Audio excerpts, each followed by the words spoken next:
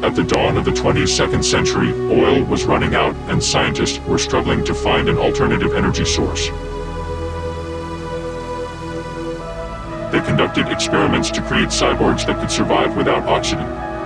This project became known as the Oil Princess. Their bodies were made of metal carbon fibers and bones, and their veins were filled with oil.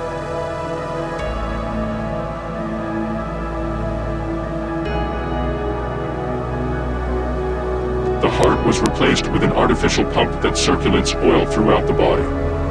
After their creation, cyborgs became participants in a war between two oil corporations that fought for control of the remaining oil reserves.